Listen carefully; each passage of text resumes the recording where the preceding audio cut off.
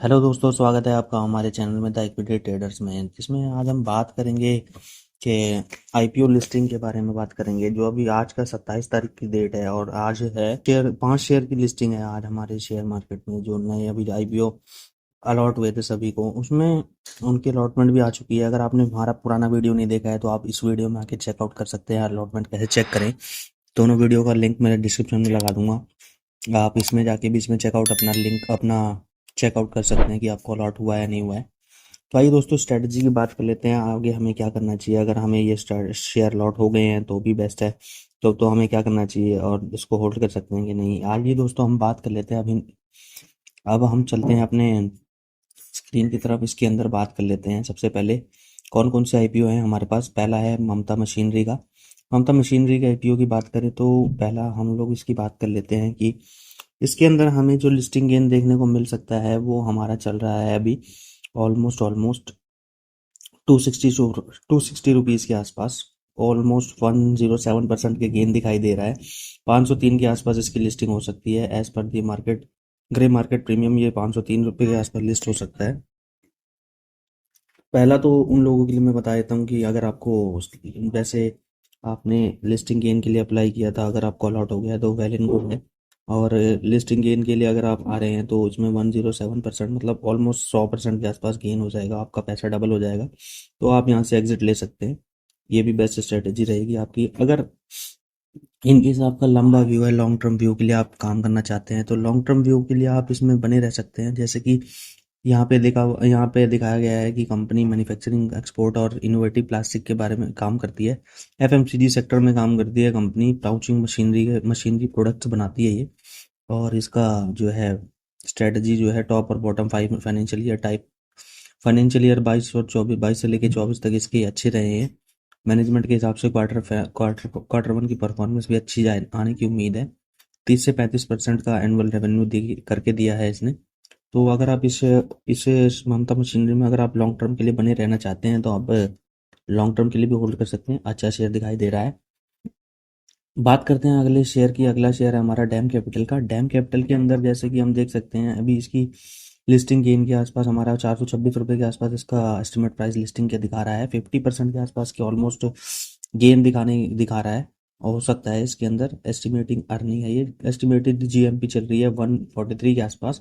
और इसमें ऑलमोस्ट 50% अगर आपकी स्ट्रेटजी है, आप लिस्टिंग गेन के लिए प्ले कर रहे हैं तो आप इसको 50% गेन लेके एग्जिट कर सकते हैं। और दूसरा, अगर आप लॉन्ग टर्म के लिए बने रहना चाहते हैं तो आप इसके लिए प्रो एंड कॉन्स के बारे में पढ़ सकते हैं। जैसे कि यहाँ पे लिखा गया है कंपनी हाईएस्ट मर्चेंट बैंकिंग में काम करती है, हायर प्रॉफिट मार्जिन सेंस के।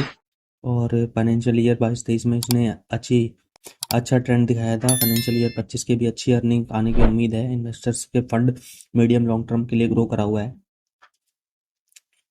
तो एक अच्छी कंपनी दिखाई दे रही है ये। फाइनेंशियल कॉर्पोरेट ऑपरेशंस वगैरह कराती है, जैसे मर्जर हो गया, डीमर्जर हो गया, और इन सब की चीज़ों में काम करती है। लिस्टिंग हो गया, इन सब की चीज़ों में काम करती है ये कंपनी। अच्छी कंपनी दिखाई दे रही है, फाइनेंशियली स्ट्रांग दिखाई दे रही है।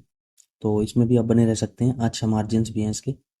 अगली कंपनी की बात की जाए, अगली कंपनी है ट्रांसलेल। ट्रांसलेल में अगर आप लिस्टिंग गेन के लिए आते हैं तो लिस्टिंग गेन में आपको मिल सकता है ऑलमोस्ट 38 to 39% के आसपास का गेन इसमें मिल सकता है।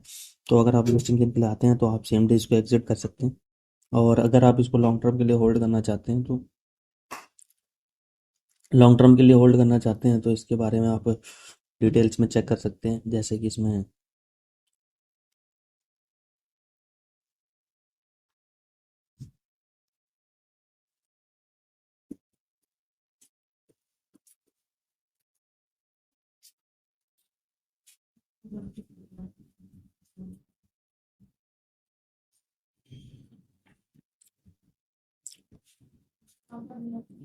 कंपनी जो है कॉन्ट्रैक्टर बिजनेस में काम करती है, transport and transmission distribution companies के लिए काम करती है, और डाइवर्सिफाइड रेल इंफ्रास्ट्रक्चर्स में भी काम करती है कंपनी। कंपनी की ग्रोथ स्टडी दिखाई दे रही। बॉटम लाइन अच्छी है इसकी। 24 फाइनेंशियल ईयर 22-24 में अच्छे रिटर्न जनरेट करके दिए हैं। 10,000 करोड़ की इसकी ऑर्डर बुक अभी भी इसमें पास है।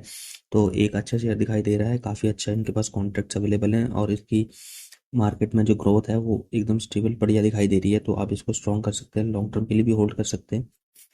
अब बात कर लेते हैं जिसको अलॉटमेंट मिल गई है उनके लिए, और जिसको नहीं मिली, अगर वो इन शेयर्स को अगर परचेज करना चाहते हैं तो वो कैसे करेंगे।